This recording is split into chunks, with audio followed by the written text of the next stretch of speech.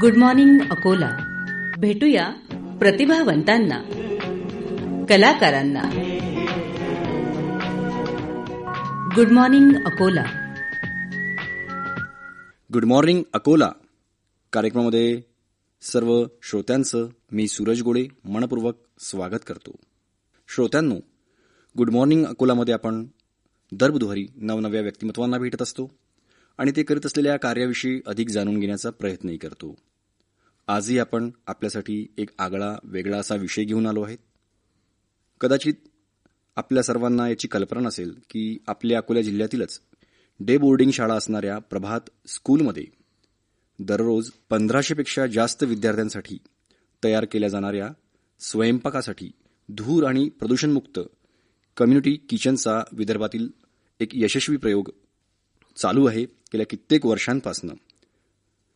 आणि हे धूरमुक्त प्रदूषणमुक्त कम्युनिटी किचन काय आहे, हे कशा पद्धतीनं चालतं, सध्या आपण बघतो की पश्चिम आशियामध्ये युद्धजन्य स्थितीमुळं आपल्याला पर्यायी काय काय व्यवस्था असतील ज्या माध्यमातून आपल्याला काय करता येईल त्याविषयी ज्ञान असणं आवश्यक आहे. आणि ही जी कम्युनिटी किचनिंग आहे तिथे कुठल्याही प्रकारचा गॅस वापरला जात नाही, लाकूडसुद्धा वापरलं जात नाही. तर मग हे जे स्वयंपाक केला जातो त्या 1500 विद्यार्थ्यांसाठी तो कशा पद्धतीने केला जातो, कुठला असा प्रयोग त्यांनी यशस्वी केला, याविषयी जाणून घेण्याचा प्रयत्न करूया. आणि आज आपल्या स्टुडिओमध्ये याकरिताच अधिक माहिती देण्यासाठी आमंत्रित तज्ज्ञ आहेत नीरज आवंडेकर, जे प्रभात किड्स स्कूलचे सचिवसुद्धा आहेत. तर आवंडेकर सर, सर्व श्रोत्यांच्या वतीने आणि अकोला आकाशवाणीच्या वतीने मी आपलं आकाशवाणीच्या स्टुडिओमध्ये मनपूर्वक स्वागत करतो. नमस्कार. खूप खूप धन्यवाद. आवंडेकर सर, मला असं वाटतं की प्रभात शाळेला जोडण्या अगोदर तुमच्या थोड्याशा शालेय जीवनाविषयी जर आपण जाणून घेण्याचा प्रयत्न केला तर तुमचा हा जो एक शालेय जीवनाचा टप्पा आणि पुढची जी गाथा आहे आपल्या आयुष्याची ती कशी अगदी थोडक्यात मांडाल आपण.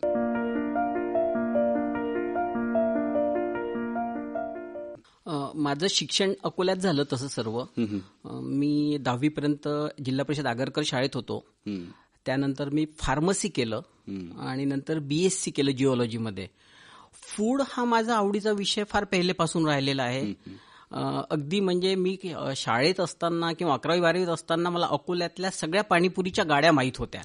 पाणीपुरीचं ओरिजिन मला माहिती आहे की अकोल्यात पहिली पाणीपुरीची गाडी कधी लागली होती आणि ती कोणी सुरू केली होती. मी याच्यावर लिहिलंही आहे पुढे. मग पुढे मी कॉलम लिहिले तेव्हा मी या गोष्टी सगळ्या लिहिल्यात. त्यामुळे ही सगळी आवड पहिलेपासून होती. आणि पुढे मी प्रभात किड्स स्कूलला जॉईन झालो. मी तिथे बोर्ड ऑफ मॅनेजमेंटमध्ये गेलो आणि सुदैवाने माझ्या आवडीच्या क्षेत्रात मला तिथे काम करायला संधी मिळाली. मी तिथलं किचन सांभाळायला लागलो. ते सांभाळत असताना जेव्हा आवडीच्या क्षेत्रात आपण काम करतो तेव्हा अजून मजा असते. तर मी तो आनंद स्वतःही घेतोय आणि माझ्यासोबत माझ्या 1500 विद्यार्थी जे रोज जे जेवतात त्यांनाही तो आनंद तिथे देतो.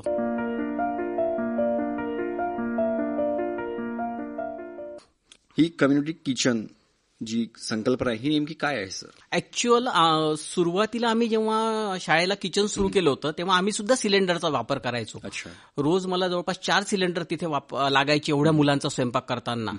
पण 4 सिलेंडर रोज वापरणे आणि पुढच्या 4-5 दिवसाची सोय करून ठेवणे, यासाठी सिलेंडरचा साठा करून ठेवणे.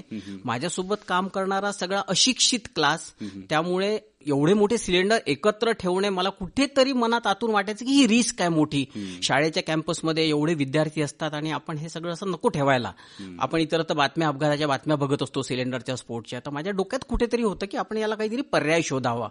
दरम्यान एकदा मी पुण्याला गेलो होतो आणि पुण्याला बेंगलोर हायवेला एक सयाजी नावाचं हॉटेल आहे. तर हॉटेलचे किचन्स पण बघणं हा माझा छंद आहे. मी अगदी ताजचं किंवा सिंगापूरच्या क्रूजचं किचन पण आतमध्ये जाऊन बघितलं आहे. तर असं मी सयाजीचं किचन बघायला गेलो आणि मला एक फोन आला. तर फोनवर बोलत बोलत मी किचनच्या बाहेर निघालो तर मला एक मोठं बॉयलर आणि असं एक पाईपलाईन वगैरे सेटअप दिसलं. तर मला तेव्हा ते कळलं नाही, पण मी मोबाईलने त्याचा व्हिडिओ शूट केला आणि तिथल्या शेफला विचारलं की हे काय आहे. तर त्यांनी सांगितलं की हे फ्लेमलेस किचन आहे. आम्ही इथे जो स्वयंपाक बनवतोय हा सगळा या फ्लेमलेस किचनवर बनतोय. योगायोगाने माझ्यासोबत माझे जावई होते, ते स्वतः बॉयलरचे मॅन्युफॅक्चरर आहेत. ते इंडस्ट्रियल बॉयलर बनवतात, म्हणजे जे वायनरीजला किंवा टेक्स्टाईल इंडस्ट्रीला लागतात. तर मी त्यांना हा सगळा प्रोजेक्ट सांगितला तर त्यांचं म्हणणं होतं की असं बनवता येतं. मग थोडीशी टेक्निकल आयडिया मी त्यांच्याकडनं घेतली. त्यानंतर मी अकोल्यात आलो. मी अशा कुठल्या तरी माणसाच्या शोधात होतो की जो हे सगळं सेटअप करून देईन. दरम्यान मला संतोष यादव नावाचा एक गृहस्थ मिळाला ज्याला या बॉयलर आणि स्टीम बॉयलर बद्दल माहिती होती.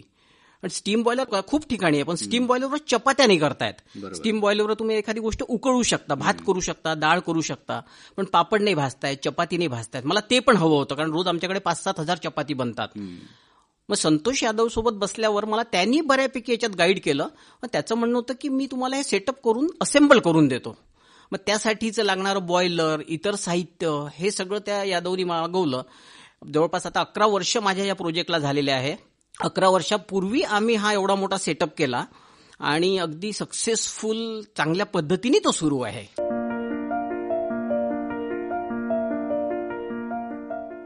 सुरुवातीला ज्या पद्धतीने किचनमध्ये स्वयंपाक बनवला जात असेल विद्यार्थ्यांसाठी, आणि मग अचानक हा एक वेगळा असा प्रयोग आपण करण्याचं मानस मनामध्ये आणलं, कारण तुम्ही बघितलंय असं वाटतं की तंत्रज्ञान बदलत आहे, तंत्रज्ञानासोबत आपण सुसंगत व्हायला हवं. कदाचित तंत्रज्ञानाच्या 2 पावलं आपण पुढं काय करू शकतो वेगळेपणाने ते पण करायला काही हरकत नाहीये. तर तुम्ही ते करण्याचा प्रयत्न केला आणि त्यामध्ये यशस्वी सुद्धा झालेच. सर आता इथे गॅस सुद्धा वापरला जात नाही आणि लाकूड सुद्धा वापरलं जात नाही, तर मग नेमकं काय वापरल्या काय जातं आणि ही करण्याची पद्धत कशी आहे, कशा पद्धतीने असेंबल केल्या सगळ्या गोष्टींचं?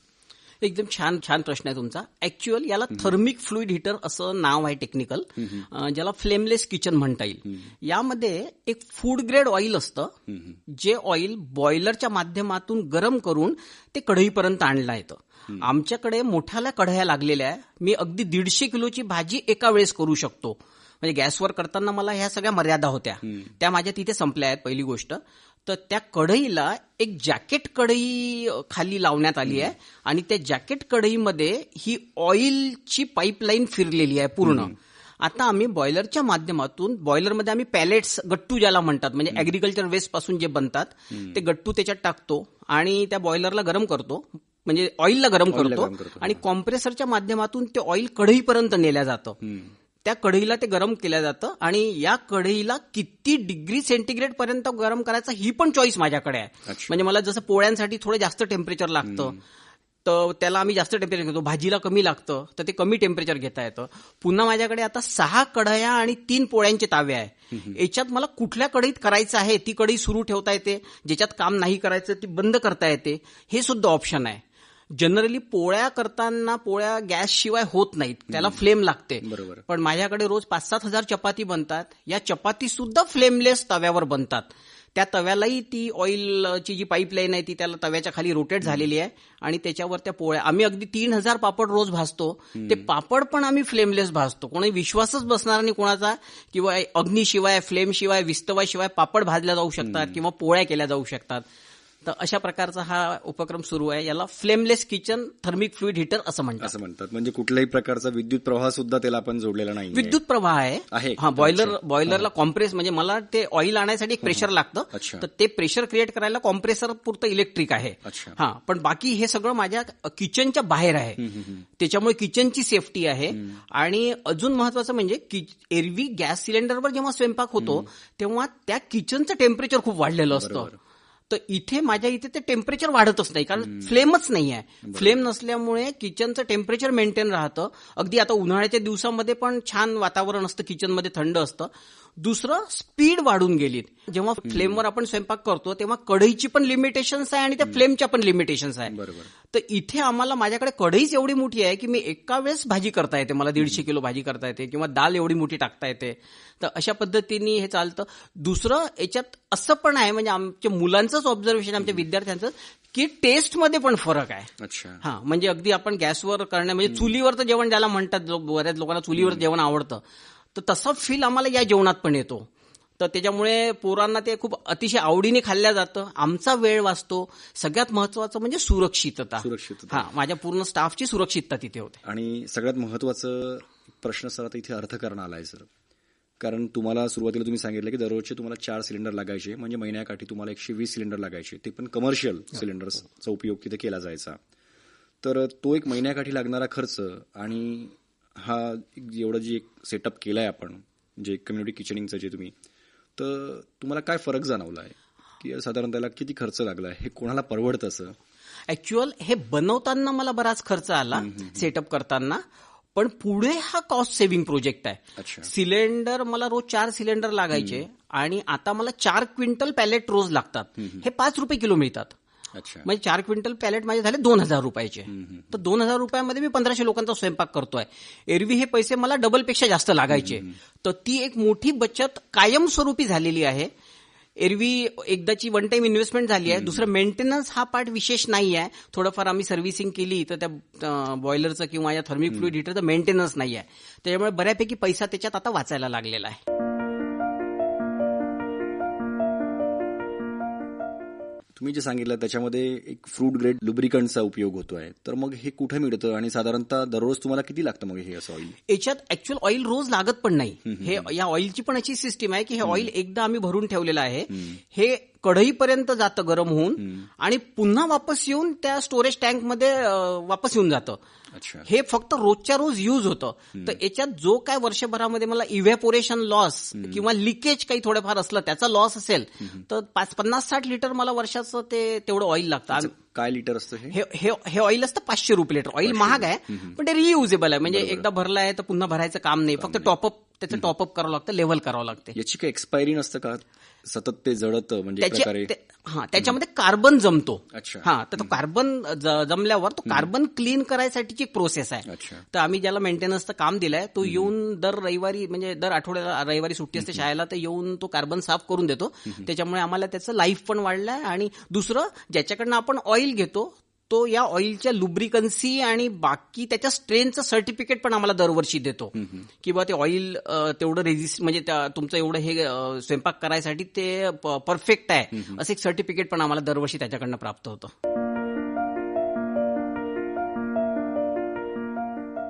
हे सगळं करत असताना अनेक लोकांनी शाळेला भेटी सुद्धा दिल्या असतील, पालकांनी सुद्धा भेटी दिल्या असतील की कशा पद्धतीने आपल्या मुलांसाठी हे किचन कार्य करत आहे. काय वाटतंय की इतकं सुरक्षितरित्या तिथे स्वयंपाक बनलं जातं? काय वाटतं तुम्हाला एकदम की सुरुवातीचा आपला जो एक अनुभव असेल आणि आत्ताचा अनुभव? ऍक्च्युअल खरंच छान अनुभव आहे की आमच्याकडे आठवड्याला 2 लोक, किमान 2 वेगवेगळ्या शाळा, दूरचे लोक हे किचन बघायला येतात. आणि ते बघून बऱ्याच लोकांनी, बऱ्हाणपूरला एका शाळेमध्ये आपल्या इथलं, म्हणजे त्यांच्याकडे 4,000 लोकांचा स्वयंपाक बनायचा. बरोबर. पण जेव्हा त्यांनी आपल्याकडलंच बघितलं तेव्हा तिथे जाऊन त्यांनी ते सेटअप केलं आणि आता 2-3 महिने झाले की त्यांच्याकडे या सिस्टीमनी स्वयंपाक बनायला लागला. एवढे वर्ष 4,000 पोरांचा स्वयंपाक ते सिलेंडरवर बनवायचे. तर हा नक्कीच अनुकरण करण्यासारखा प्रोजेक्ट आहे. आमचं पण आव्हान आहे की लोकांनी यावं, हा प्रोजेक्ट बघावा, वापरावा, म्हणजे जेणेकरून पैसे वाचतील, सुरक्षितता वाढेल आणि पर्यायाने कुठेतरी इंधनाची बचत पण होईल. सुद्धा होईल.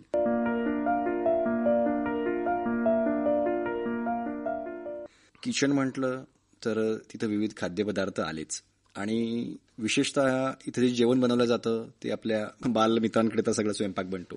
इथे सगळ्यांचं तुम्हाला आवड निवड सुद्धा जपावं लागत असेल, कारण ही डे बोर्डिंग स्कूल आहे, तिथं त्यांना नाश्ता असेल, त्यांना जेवण असेल, तर त्यांची आवड निवड बघता कशा पद्धतीने ते जेवण बनवलं जातं? ऍक्च्युअल 1 महिन्याचा मेनू आम्ही बनवतो दर महिन्याला ऍडव्हान्समध्येच. तो आमच्या वेबसाईटवर असतो आणि मुलांना पण माहीत असतो. तर हळूहळू मुलांच्या आवडींप्रमाणे मेनू आम्ही बनवायला लागलो. म्हणजे ज्या भाज्या मुलांना जास्त आवडतात त्या करायला लागलो. टेस्टमध्ये इव्हन आता 8वी 9वी 10वीच्या मुलांना थोडंसं स्पायसी खायला आवडतं, 1ली 2री 3रीच्या मुलांना थोडंसं फिक्कं लागतं, तर आम्ही त्या 2 प्रकारच्या करतो, त्यांच्यासाठी तशा करतो. अगदी म्हणजे आमच्याकडे एक ब्रेकफास्ट असतो, लाईट मील आम्ही ज्याला म्हणतो, त्या मेनूमध्ये आम्ही खूप सारे ऑप्शन्स आणलेले आहे. आणि जसं आलू पोंगा आपल्या अकोल्यामध्ये खूप फेमस आयटम आहे, तर तो माझ्या शाळेच्या मेनूमध्ये आहे. बाहेर जो पोंगा तळला जातो तो एकाच तेलामध्ये 7-8 वेळा तळला जातो, त्याच्यामुळे हायजीनचा विषय असतो. आम्ही एकदा तळल्यावर ते तेल पुन्हा वापरत नाही, त्याच्यामुळे विद्यार्थ्यांसाठी ते सुरक्षित आहे. तिथे त्या दिवशी ताजा तो तळलेला असतो, तर मुलांना आवडीने खाल्ल्या जातं. बरेच मेनू आहे. काही विद्यार्थी तर सांगतात की माझा वाढदिवस आहे सर, हा मेनू बनवा किंवा ही भाजी बनवा, पनीर बटर मसाला बनवा. तर अगदी त्यांच्या आवडी, एवढे वर्ष मुलं आमच्यासोबत असोसिएट आहे तर थोडंसं त्यांच्यासोबत अटॅचमेंट होऊनच जात असतं. त्यामुळे त्यांच्या आवडीनिवडीचा विचार करून सुद्धा आम्ही बरेच मेनू चेंज केलेले आहेत, बरेच मेनू बनवलेले आहेत, बदललेले सुद्धा आहेत. सर, या व्यतिरिक्तही तुम्ही सांगितलं की तुम्हाला म्हणजे फूड इंडस्ट्रीबद्दल आवड आहे, म्हणजे कुतूहल आहे, या व्यतिरिक्त कुठल्या आपण अशा उपक्रमांमध्ये सुद्धा सहभागी झाल्या आहेत आणि त्याच्यातनं पण आपल्याला काय असं एक अचीव्ह केलंय आपण? मी एक अकोल्याला मोरणा महोत्सव नावाचा एक प्रकल्प झाला होता 5-1 वर्षापूर्वी, आस्तिक कुमार पांडे साहेब जिल्हाधिकारी असताना. तेव्हा मी 1000 किलो पोह्याचा एक वर्ल्ड रेकॉर्ड बनवलाय. शास्त्री स्टेडियमवर आम्ही एक 12 फीट बाय 12 फीटची कढई आणली होती. विष्णू मनोहर म्हणून एक नागपूरचे मोठे शेफ आहेत, त्यांची कढई होती. त्यांच्याकडनं त्यांना विनंती केली आणि त्यांनी ती कढई आम्हाला पाठवली. तर त्या कढईमध्ये मी ते पोहे तयार केले होते. चक्क 15,000 प्लेट पोहे तेव्हा तयार झाले होते. आणि अगदी तेव्हा रणजित पाटील साहेब गृहराज्यमंत्री होते, त्यांच्यापासून मोठे अधिकारी आणि सगळ्यांनी त्याचा आस्वाद घेतला होता. विशेष म्हणजे विद्यार्थी, एक ड्रॉइंग कॉम्पिटिशन पांडे साहेबांनी ठेवली होती. तर त्या कॉम्पिटिशनसाठी जे आलेले विद्यार्थी होते त्या सगळ्यांपर्यंत ते पोहे दिल्या गेलेत, पोहोचवल्या गेले. याशिवाय मी खाता रहे मेरा दिल या नावाने एक कॉलम लिहिलेला आहे. कोरोनाच्या काळामध्ये जेव्हा लोक घरात होते तेव्हा किचन मेडिटेशन नावाचं मी एक हे चालवलं. म्हणजे आम्ही एक ब्रॉडकास्ट ग्रुप बनवला 150-200 लोकांचा. माझी मुलगी पण शेफ आहे, तिने मला याच्यात मदत केली. आणि आम्ही असं केलं की माणसं जनरली काही करत नाही घरी. बाया, एरवी हॉटेलचे शेफ माणसं असतात, बरोबर, पण घरी स्वयंपाक करताना माणसं स्वयंपाक नाही करत, त्या बायाच करतात. कोरोनामध्ये सुदैवानी दुर्दैवानी म्हणा माणसं घरी होते, तर त्यांना पण काहीतरी करता यावं, त्यांना नवीन डिश शिकता यावा. आणि ज्या पदार्थ बनवायला कठीण वाटतात पण सोपे आहेत, उदाहरणार्थ समोसे. एरवी समोसे असं वाटतं की बनवायला कठीण आहे, किंवा जिलेबी. तर आम्ही ही सोप्या पद्धतीने कशी बनवायची ही लोकांना सांगितली. आणि त्यांना माणसांना, घरातल्या माणसांनी स्पेशली ती बनवायची. आणि ती बनवून तुम्ही बनवलेल्या रेसिपी, त्या पदार्थांचे फोटो आम्हाला दुसऱ्या दिवशी टाकायचे. असा एक आम्ही उपक्रम मी चालवला. 1 महिना मी रोज 30 रेसिपीज लोकांना दिल्या वेगवेगळ्या, आणि लोकांकडनं करून घेतलं. त्याला किचन मेडिटेशन असं नाव दिलं. मला नेहमी वाटतं किचनमध्ये काम करणं is a kind of meditation. बरोबर. म्हणजे एखादी बाई जेव्हा भेंडी चिरत असते ना, तेव्हा ती भेंडी कधी अनइव्हन नसते. म्हणजे एक भेंडी लहान आहे, एक भेंडी मोठी आहे, असं कधी होत नाही. ती खूप सारखी असते. ती सारखी याच्यासाठी असते की ती 100% भेंडी कापण्याला देते. बरोबर, कारण एकाग्रता असते. तर ती एकाग्रता तिच्या मेडिटेशनचा एक पार्ट आहे. तर म्हणून आम्ही त्याला नावच किचन मेडिटेशन असं दिलं होतं. आणि अतिशय पॉप्युलर तो झाला होता. नंतर बऱ्याच लोकांनी मला विनंती केली की तो पुन्हा आम्ही कंटिन्यू ठेवावा. त्यानिमित्ताने खूप साऱ्या माणसांनी घरी डिशेस बनवून बघितल्या. बायांसाठी खूप आनंदाची गोष्ट असते की कोणीतरी माणसांनी आपल्या हातात तयार डिश आणून द्यावी. तर त्यानिमित्ताने ते झालं आहे. तर असे फूडशी संबंधित बरेच उपक्रम झालेले आहेत. सर, तुम्ही सांगितलंय की तुमचं शिक्षण फार्मसीमध्ये झालंय आणि त्यानंतर तुम्ही बीएससी सुद्धा केलंय. तर तुम्हाला असं वाटतंय का किंवा शिक्षण करत असताना आपण हॉटेल मॅनेजमेंट करायला हवं होतं, कारण आवड तुमची ही होती, कदाचित ती राहून गेलं म्हणून मुलीला आपण शेफ बनवलं? नाही, आता माझी मुलगी शेफ बनल्यावर, हॉटेल मॅनेजमेंटला गेल्यावर मला असं वाटतं की जेव्हा सांगायची तिथले एक्सपिरियन्सेस की शिकताना फर्स्ट इयरला काय होतं, सेकंड इयरला काय होतं, किंवा डिशेसचे फोटो टाकायचे, तेव्हा मला वाटायचं की आपण चुकीचं शिक्षण घेतलंय म्हणून. पण तेव्हा बरेचदा आपण ऍक्सिडेंटली पण बरंच शिक्षण घेत असतो. म्हणजे तेव्हा फार्मसीची क्रेज होती म्हणून मी फार्मसी केलं. मग बीएससी, म्हणजे कळत नव्हतं ऍक्च्युअल खरं तर, आणि थोडीशी परिस्थिती, सगळ्याच गोष्टी असतात, तर त्याच्यामुळे ते केलं. पण हॉटेल मॅनेजमेंट हा ऍक्च्युअल फूड इंडस्ट्री हीच आनंद देणारा भाग आहे.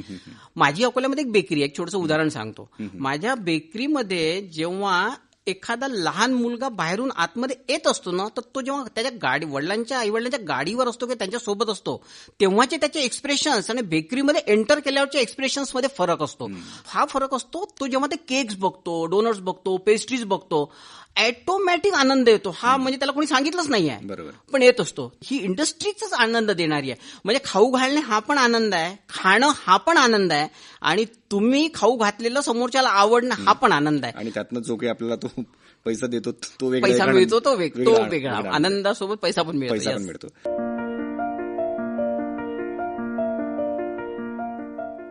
मला वाटतं सर, या क्षेत्रामध्ये जे कोणी करिअर करू इच्छितात, किंवा आपण बघतोय की अकोल्यामध्ये खवय्यांची काही कमी नाहीये.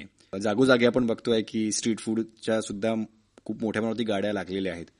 पण हे सगळं करत असताना, या इंडस्ट्रीकडे वळत असताना त्यांनी कुठली एक काळजी घ्यायला हवी, कारण आपण जे काही कोणाला खाऊ घालतोय ते थोडं हायजिनिक असलं पाहिजे आणि ते दर्जेदार सुद्धा असलं पाहिजे. तसं ना, फूड इंडस्ट्री हा बदमाशीचा धंदा आहे. याच्यात जेवढी बदमाशी तेवढे पैसे मिळतात. आता हे अप आपण आहे की आपल्याला किती पैसे कमवायचे आहेत. बरोबर. मला असं वाटतं की आपण फूड इंडस्ट्रीत काम करताना आपण लोकांच्या आरोग्याशी नाहीच खेळलं पाहिजे. आणि सगळ्या गोष्टींना चांगले ऑप्शन्स आहे, तरी पैसे पण आहेत, म्हणजे वरून पैसे मिळतात.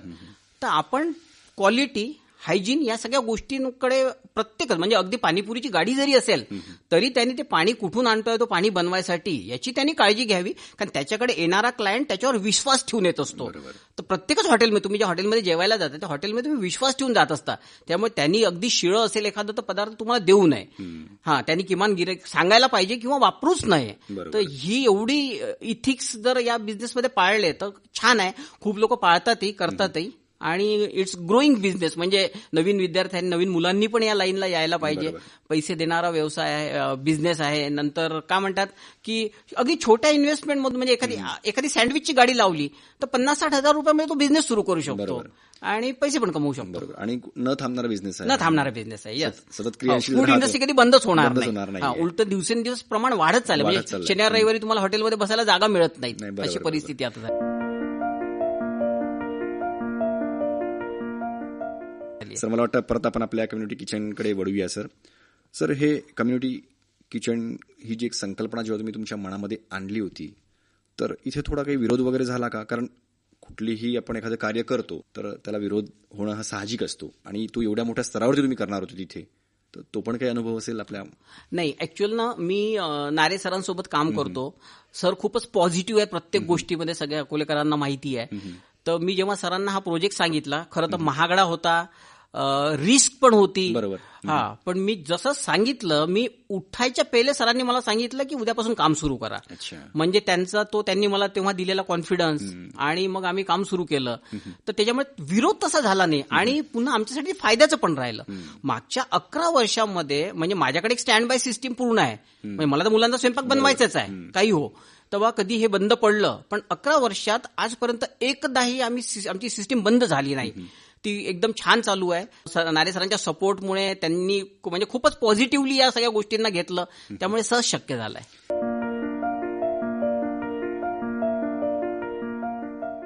सर, हा प्रश्न याच्यासाठी विचारला मी सर, की कारण कुठलाही एखादं जो एक युवा उद्योजक असेल किंवा एखादा युवा असेल, त्याला असं वाटतंय की आपण थोडं बियॉन्ड थॉट्स काहीतरी करण्याचा प्रयत्न करतो आहे, तर त्याला नेहमी आपण बघतोय की समाजातनं त्याला विरोध होतो.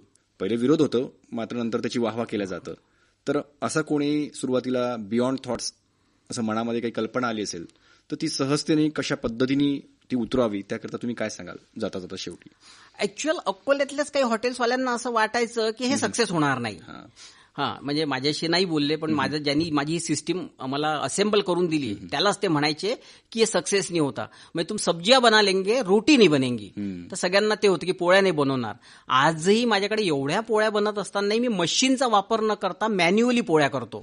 आमच्याकडे बाया आहेत, त्या बाया चपात्या करतात, आणि आमच्याकडे त्या चपात्यांचं लिटरली कौतुक होतं. म्हणजे लोकांना छान आवडतात. खूप लोक विचारतात की कोणचा गहू वापरता, कुठला आटा वापरता. तर ते गहू वाट्यापेक्षाही जी बनवायची प्रोसेस आहे, मेथड आहे, ती जास्त छान आहे. अच्छा, म्हणजे सर हा जो एक आपला प्रकल्प आहे एक प्रकारचा, तर मला असं वाटतं की जे काही सामाजिक संस्था असतील, काही प्रतिष्ठान असतील, काही धार्मिक स्थळं असतील, वसतिगृह असतील, तिथं सुरू करण्यास नक्कीच त्याला वाव आहे सर. तर तुम्ही काय सांगाल की अशा संस्थांनी पुढे यावं आणि अशा रीतीने या कम्युनिटी किचन मोठ्या प्रमाणावरती आणखीन पुढे घेऊन जावं?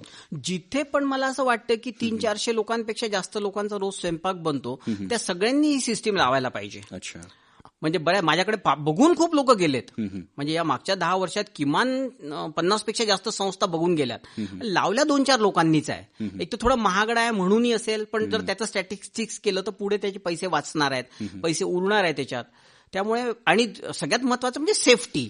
म्हणजे आपण ज्या कर्मचाऱ्यांसोबत काम करतो त्यांच्या सुरक्षिततेकडे लक्ष देणं हे पण आपली जबाबदारी आहे. बरोबर. तर ज्या संस्थांनी, ज्या अशा सामाजिक संस्था आहे किंवा आश्रम आहेत, तर अशा ठिकाणी ही किचन, अशा प्रकारचं किचन सेटअप करायला बिलकुल हरकत नाही, करायला पाहिजे. असं किचन सेटअप करण्यासाठी बँक सुद्धा फायनान्सिंग वगैरे करतात का, असाही प्रश्न विचारला असेल आपल्याला? हो, बँक पण फायनान्स करतात. आणि आता मी जेव्हा केलं ना तेव्हा अगदी ह्याची सुरुवात होती. म्हणजे आपल्या विदर्भात ते पहिलं होतं माझं. बरोबर. तर त्याच्यामुळे आता काय झालं की ॲज डेज गोज थोडंसं स्वस्त व्हायला लागलं. म्हणजे आता काल परवा मी त्याच्याशी बोललो, तर तो म्हणतो की म्हणजे 500 लोकांचं कम्युनिटी किचन 10 लाखात सेटअप होऊन जाईल. तर त्याच्यामुळे त्या मानाने खूप स्वस्तात होत आहे ते आता. पण करायला हरकत नाही. लोकांनी ज्यांच्याकडे बल्क फूड बनतं त्या सगळ्यांनी याच्याकडे जायला पाहिजे. म्हणजे तंत्रज्ञानाचा उत्तम वापर सुद्धा होतो, वेळेची आणि खर्चाची बचत सुद्धा होते आणि पर्यावरण रक्षणाचा आपण एक संदेश पण सुद्धा देऊ शकतो.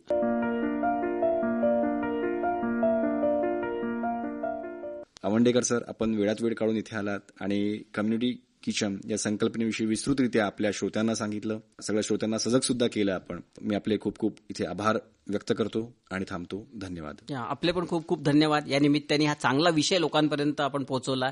आकाशवाणीचे पण आभार. किसी की मुस्कुराहटों पे हो निसार, किसी का दर्द मिल सके तो ले उधार, किसी के वास्ते हो तेरे दिल में प्यार, जीना इसी का नाम है.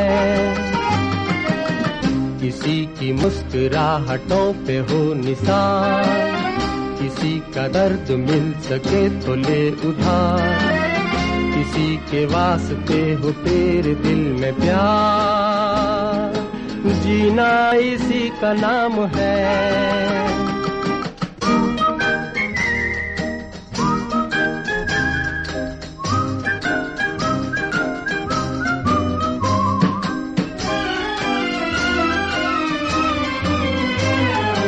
माना अपनी जेब से फकीर है, फिर भी यारो दिल के हम अमीर हैं. माना अपनी जेब से फकीर है, फिर भी यारो दिल के हम अमीर हैं. मिटे जो प्यार के लिए वो जिंदगी, जले बाहर के लिए वो जिंदगी, किसी को हो ना हो हमें तो एतबार, जीना इसी का नाम है. Good morning Akola. भेटूया प्रतिभावंतांना, कलाकारांना. Good morning Akola.